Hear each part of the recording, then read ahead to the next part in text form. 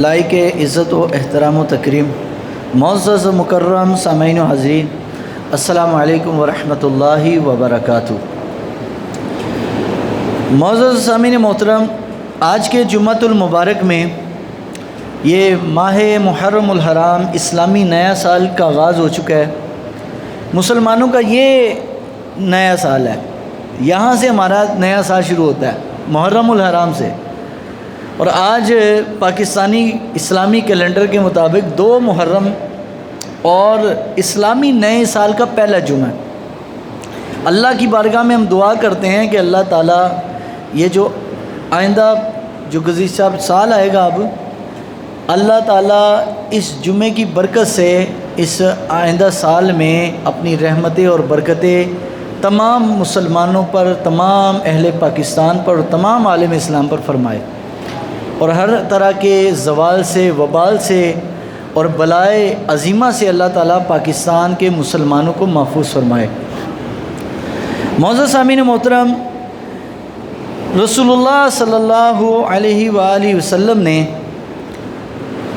23 سال مسلمانوں کو، ان کافروں کو تبلیغ کی جو بعد میں پھر مسلمان بھی ہوئے، اور 23 سال تبلیغ کرنے کے بعد آقا کریم صلی اللہ علیہ وسلم نے ایک چیز کی خواہش کی، اور وہ کیا ہے؟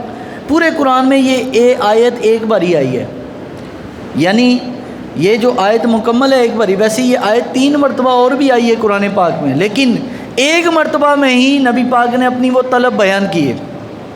اللہ نے فرمایا، قل، اے حبیب صلی اللہ علیہ وسلم، لا اسألکم علیہ اجرا، آپ ان لوگوں سے کہہ دیجئے کہ میں تم سے دین کی تبلیغ کے عوض، دین کی باتیں بتانے کے عوض، دین سمجھانے کے عوض، دین سکھانے کے عوض تم سے کوئی بھی دنیا کا مال پیسہ طلب نہیں کرتا، لیکن الا المودۃ الا القربہ، الا المودۃ فی القربہ، لیکن ایک چیز مانگتا ہوں تم سے، ایک چیز میں تم سے سوال کرتا ہوں، وہ یہ کہ تم میری اہل بیت کے ساتھ محبت رکھنا۔ تو اہل بیت اطہار کی بڑی فضیلت نبی پاک صلی اللہ علیہ وسلم نے اپنی احادیث میں بیان کی ہے، اور یہ اہل بیت کا خاصہ ہے، اور کسی کو دنیا میں یہ فضیلت حاصل نہیں ہوئی۔ میرے آقا کریم نے ارشاد فرمایا، کل سبب و نسب منقطع یوم القیامہ الا سببی و نسبی، ہر تعلق و رشتہ، ہر رشتہ داری، ہر تعلق واسطہ یہ قیامت والے دن ختم ہو جائے گا۔ کسی کا بھی تعلق، واسطہ، رشتہ داری قیامت کو قائم نہ رہے گی، الا بسببی و نسبی، لیکن میرا تعلق، میری رشتہ داری، میری اہل بیت کا تعلق جس طرح دنیا میں قائم ہے، میدان محشر میں بھی ایسی قائم رہے گا۔ یہی تو وجہ تھی، یہی حدیث کی وجہ تھی کہ صحابہ کرام رضوان اللہ تعالیٰ مجمعین میں بہت سارے وہ لوگ جنہوں نے اہل بیت اطہار کے ساتھ اپنی رشتہ داریاں کی، اور انہوں نے وجہ یہ بتائی ہے کہ قیامت والے دن ہم بھی اپنے نبی کے رشتہ داروں میں سے اٹھائے جائیں، کیونکہ ہر کسی کی رشتہ داری فائدہ نہیں دے گی، لیکن اہل بیت کی رشتہ داری قیامت والے دن بھی فائدہ دے گی۔ اور دوسری حدیث میں نبی علیہ الصلوۃ والسلام نے ارشاد فرمایا، ان لواء الحمد یوم القیامت بیدی، فرمایا قیامت والے دن اللہ تبارک تعالیٰ لوائے حمد، قیامت کو ایک جھنڈا میرے ہاتھ میں دے گا، اور وہ میرے ہاتھ میں ہوگا۔ وَإِنَّ أَقْرَبَ الْخَلْقَ مِنْ لِوَاءِ يَوْمَئِذٍ الْعَرَبُ، قیامت والے دن اس جھنڈے کے قریب، میرے قریب سب سے زیادہ جو ہوں گے، میرے آقا نے فرمایا وہ میرے قبیلہ قریش بنو ہاشم کے لوگ ہوں گے، میری اہل بیت میرے سب سے زیادہ قریب ہوگی۔ اور دوسری حدیث پاک میں نبی پاک صلی اللہ علیہ وسلم نے بیان کیا، آقا کریم صلی اللہ علیہ وسلم نے ارشاد فرمایا کہ 4 لوگ وہ ہیں، کتنے بھائی؟ 4 لوگ، فرمایا، یا علی ان اول 4 يدخلون الجنہ وانا وانت حسن والحسین، فرمایا علی 4 لوگ قیامت والے دن جنت جانے والوں میں سب سے پہلے نمبر پر ہوں گے۔ فرمایا انا علی، سب سے پہلے میں جنت جاؤں گا، وانت علی تم جنت جاؤ گے۔ اور آگے ارشاد فرمایا والحسن، حسن جائے گا جنت میں، والحسین، اور حسین رضی اللہ تعالیٰ عنہ سب سے پہلے جنت جانے والوں میں شامل ہوں گے۔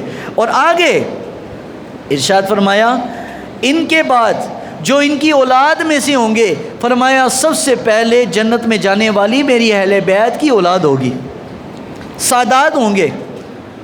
اس لیے جو سادات ہوں اس کا ادب و احترام، کم از کم سادات کا لیول کیا ہے کہ سادات کس لیول کا ہو تو اس کا احترام لازم ہے۔ کم از کم سادات اگر عقیدہ ٹھیک ہوگا نا، عمل چاہے کوئی خرابی ہو یا نہ ہو، عقیدہ ٹھیک ہونا شرط ہے۔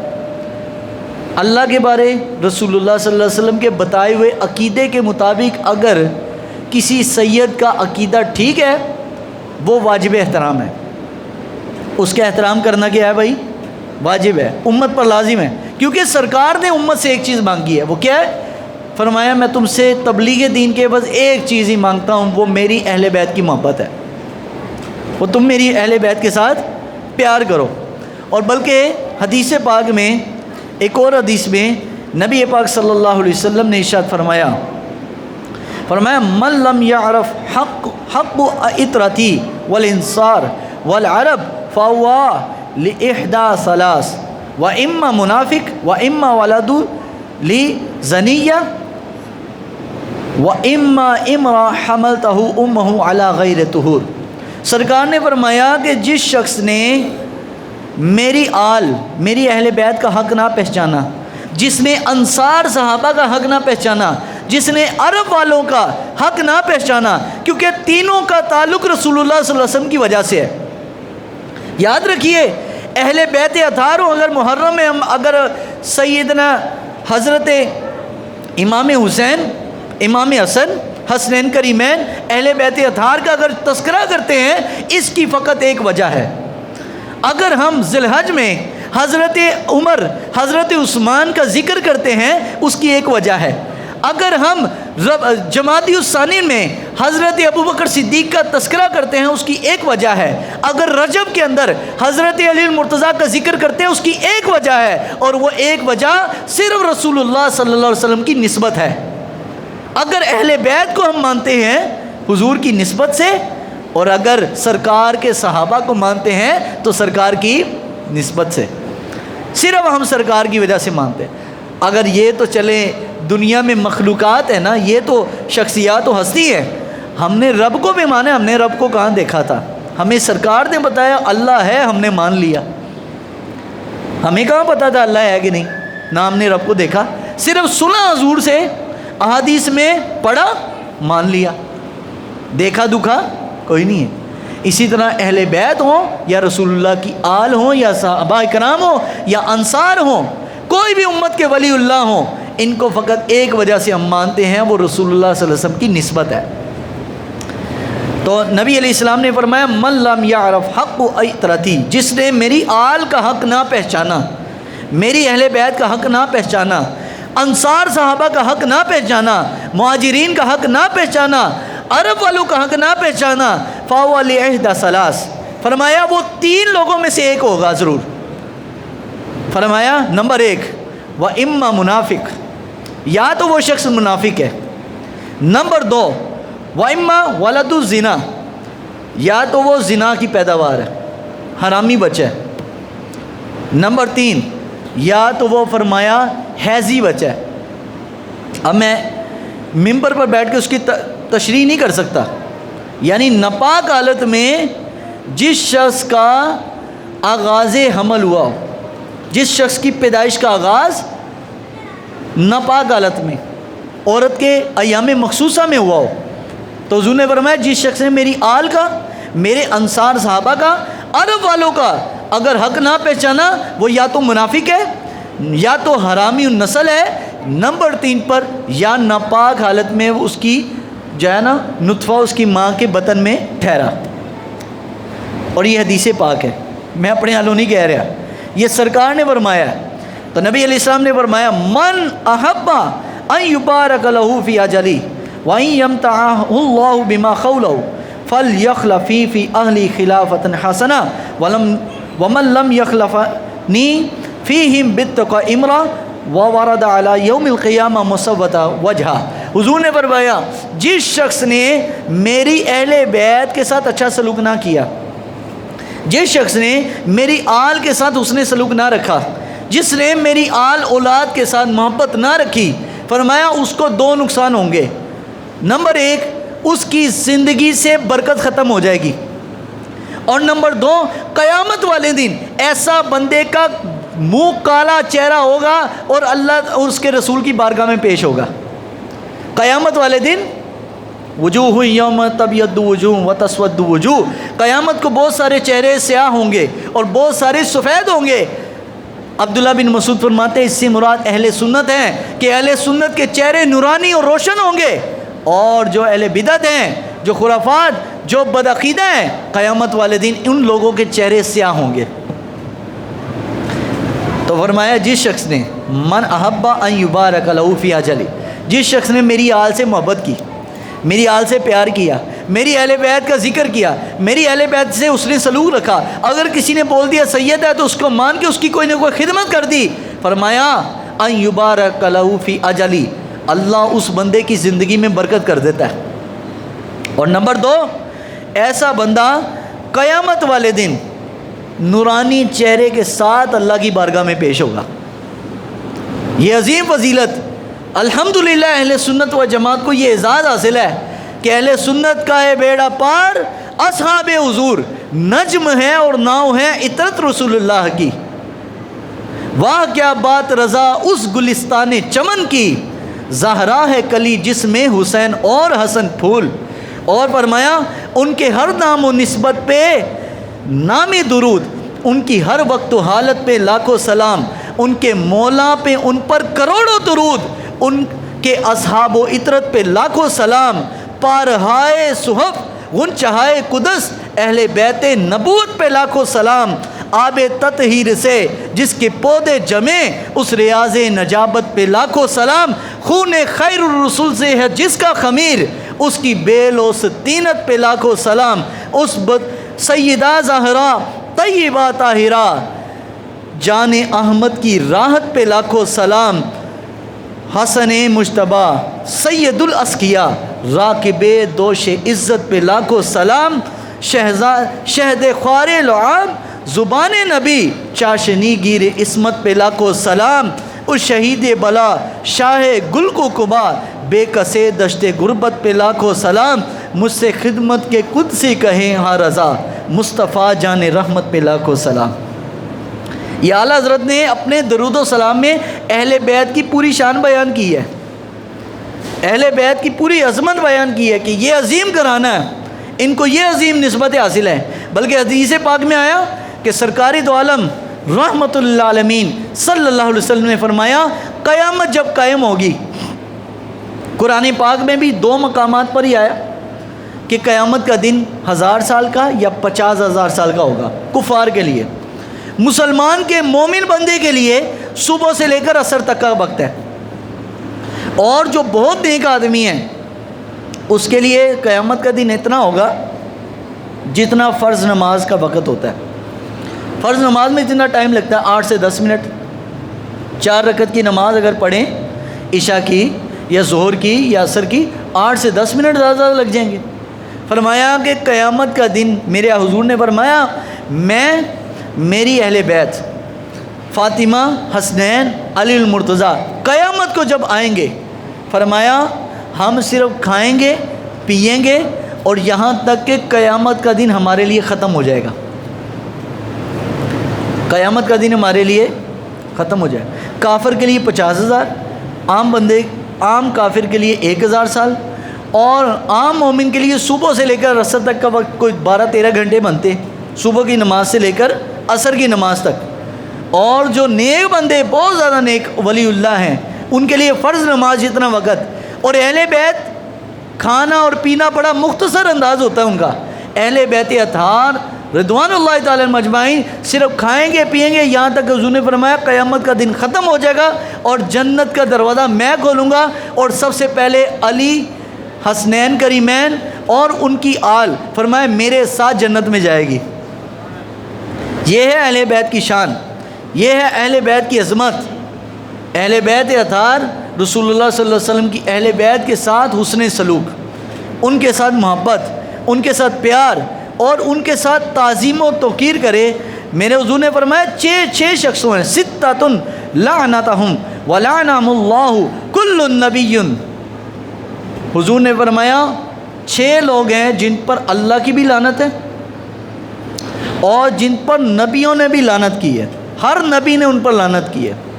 نمبر 1 پر فرمایا کتاب اللہ والمکذب بقدر اللہ۔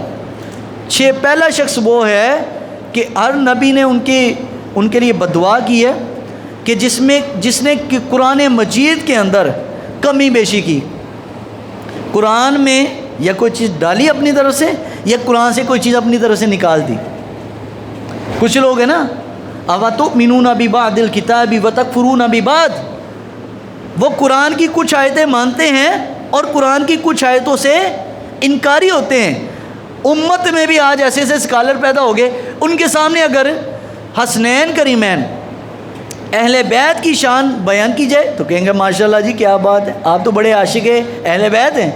اور جب اہل بیت سے ہٹ کر صحابہ کرام کی فضیلت والی کوئی آیت سنائیں گے، کُلًا وعد اللہ الحسنی، اللہ نے اپنے ہر نبی کے صحابی کے ساتھ حسنہ جنت کا وعدہ کیا ہے، تو کہیں گے نہیں یہ تو ٹھیک نہیں ہے، یہ صحابہ کے بارے میں نہیں ہے۔ اور کسی ولی اللہ کے بارے میں جو صحابہ کا منکر ہوگا وہ ان کی آیتیں نہیں مانے گا، جو اہل بیت کا منکر ہوگا اہل بیت کی فضیلت کی آیتیں نہیں مانے گا، جو ولیوں کا منکر ہے وہ ولیوں کے بارے میں آیتیں نہیں مانے گا۔ تو حضور نے فرمایا پہلے نمبر پر جن کے بارے میں ہر نبی نے لعنت کی، بددعا کی کہ اللہ ان پر لعنت فرما، وہ کون ہے؟ جو قرآن مجید میں کمی یا بیشی کرتے ہیں۔ نمبر 2 پر والمکذب بقدر اللہ، اور نمبر 2 پر اللہ کی تقدیر کو جھٹلاتے ہیں، جو تقدیر نہیں مانتے۔ نمبر 3 پر جو ظلم کے ساتھ تسلط کرے، کسی پر ظلم کر کے قابض ہو، جیسے یزید ہوا تھا۔ نمبر 4 پر حضور علیہ الصلوۃ والسلام نے فرمایا کہ ایسے شخص کو وہ عزت دے جس کو اللہ نے ذلیل کیا، جس کو اللہ نے ذلیل کیا وہ اس کو عزت دے، اور جس کو رب عزت دے 5 نمبر پر جس کو رب عزت دے وہ اس کو ذلیل کرے۔ کسی سید کو، کسی عالم دین کو، کسی بامل شخص، کسی درویش اللہ کے ولی کو وہ اس کی بے ادبی توہین کرے، حضور نے فرمایا ہر نبی نے اس کے لیے بددعا کی ہے کہ اس پر کیا ہو بھائی، اللہ کی لعنت۔ یہ 5 لوگ ہو گئے۔ 6 نمبر پر میرے آقا علیہ السلام نے ارشاد فرمایا نمبر 6 پر والمستحل من عطرۃ ما حرم اللہ، اور ایسا شخص جس نے میری اہل بیت کے ساتھ ان کو تکلیف پہنچانا، ان کو تنگ کرنا، ان کو پریشان کرنا، حلال جانا، ایسے بندے پر بھی اللہ کے نبیوں نے بددعا کی ہے کہ یا اللہ ایسے بندے پر کیا کر، لعنت۔ ایسے بندے پر بھی لعنت ہے کہ جو اہل بیت کو تکلیف پہنچانا حلال سمجھتا ہے۔ اور آخری نمبر وہ والتارک السنتی، جو میری سنت کا تارک ہو، جو میری سنت کو چھوڑنے والا ہو، ہر نبی نے بددعا کی کہ اللہ کی اس پر کیا ہو بھائی، لعنت۔ تو جو اہل بیت کو نہیں مانتا، اہل بیت کا تذکرہ سے جس کو چڑ چڑھے، جو اہل بیت کا نام لینے سے جس کو تکلیف ہو، جو اہل بیت اطہار رضوان اللہ تعالی مجمعین کی شان و عظمت کو جھٹلائے، تو ایسے بندے، اب دیکھیں نا صحابہ کرام کو اگر آپ پڑھ لیں، ہم نبی پاک صلی اللہ علیہ وسلم کے صحابہ کیا کرتے تھے؟ نبی پاک علیہ السلام کی اہل بیت سے محبت رکھتے تھے، حضور کی آل کے ساتھ پیار رکھتے تھے، سرکار دو عالم علیہ الصلوۃ والسلام کی اہل بیت سے محبت اور عقیدت رکھتے تھے۔ تو ہوا کیا، حضرت امیر المومنین عمر فاروق رضی اللہ تعالیٰ عنہ، یہ سرکار دو عالم علیہ السلام کے خلفائے راشدین میں دوسرے نمبر پر ہیں۔ حضرت امیر المومنین عمر رضی اللہ تعالیٰ نے پیغام بھیجا حضرت علی کے گھر، اور کس چیز کا، کہ آپ کی جو بیٹی ہے اس کے ساتھ میرا نکاح ہو جائے۔ تو حضرت علی نے فرمایا کہ آپ کی اور اس کی عمر میں، ایج میں بڑا فرق ہے، تو فرمایا کہ میں صرف ایک وجہ سے، مجھے کوئی ذاتی خواہشات نہیں ہیں، خواہشات نفسانی نہیں ہیں کہ میں اس لیے آپ کی بیٹی سے نکاح کر رہا ہوں کہ مجھے خواہشات نفسانی ہیں، صرف ایک وجہ ہے کہ حضور نے فرمایا کل سبب و نسب منقطع یوم القیامہ الا بسببی و نسبی، قیامت والے دن ہر کسی کی رشتہ داری ختم ہو جائے گی، لیکن میری اور میری آل کی رشتہ داری جیسے دنیا میں قائم ہے میدان محشر میں بھی ایسی قائم ہوگی، قیامت کو رشتہ داری نہیں ٹوٹے گی۔ تو میں چاہتا ہوں کہ آپ کی بیٹی کے ساتھ نکاح کروں تاکہ قیامت والے دن میں بھی سرکار کی رشتہ داری میں سے اٹھایا جاؤں۔ حالانکہ عمر رضی اللہ عنہ کی اپنی بیٹی حضور کے نکاح میں، نبی علیہ السلام داماد ہیں، عمر رضی اللہ عنہ سسر ہیں، لیکن علی رضی اللہ عنہ کی جو بیٹی ہیں ام کلثوم، اس کے ساتھ حضرت علی نے خود حضرت عمر کے ساتھ اپنی بیٹی کا نکاح کیا اور خطبہ نکاح حضرت علی نے پڑھا۔ یہ ہے محبت۔ تو بتائیں جو کسی شخص کو نعوذ باللہ ظالم، فاسق، فاجر اس طرح کا مانے، کیا اس کو کوئی بیٹی دیتا ہے؟ اس کے ساتھ کوئی رشتہ داریاں کرتا ہے؟ رشتہ داری کرنے سے پہلے اگر کچھ جاننے والے نہ ہو تو لوگ ان کے محلے والوں سے پوچھتے ہیں بھائی ان کو ہم اپنی بیٹی دے رہے ہیں تو کیا یہ لوگ ٹھیک ہیں کہ نہیں ہیں؟ لوگ علاقے والوں سے پوچھتے ہیں منڈا کوئی شراب تو نہیں پیندا، کوئی جناب نشہ تو نہیں کرتا؟ حضرت علی نے اپنی بیٹی کا نکاح کیا حضرت عمر کے ساتھ، تو یہ اہل بیت اور صحابہ کے اندر رشتہ داری اور اہل بیت اور صحابہ کے اندر مضبوط تعلق کی عظیم دلیل ہے کہ نبی علیہ السلام کے صحابہ میں حضرت عمر نے حضرت علی کی بیٹی سے نکاح کیا، اور ظلماً نکاح نہیں تھا، پوری رضامندی کے ساتھ۔ تو صحابہ کرام اور اہل بیت کی آپس میں رشتہ داریاں ہیں۔ امام جعفر صادق، یہ امام حضرت امام محمد الباقر کے بیٹے، امام محمد الباقر امام زین العابدین کے بیٹے، امام زین العابدین امام حسین کے بیٹے، امام حسین حضرت علی کے بیٹے، یہ شجرہ سارا 12 اماموں کا، ان میں امام حسین رضی اللہ تعالیٰ عنہ کا پڑپوتا 5ویں نمبر پر امام محمد الباقر کے بیٹا امام جعفر صادق۔ ان کی والدہ کون ہے بھائی؟ حضرت ابو بکر صدیق کی نواسی ہے۔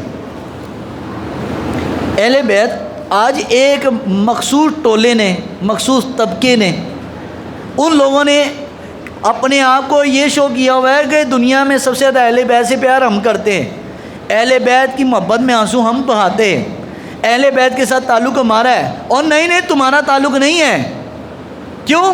کیونکہ جو اہل بیت کے ساتھ محبت رکھے گا نا، اہل بیت کے رشتہ داروں سے بھی محبت رکھے گا۔ یہ کیا بات ہوئی بھائی؟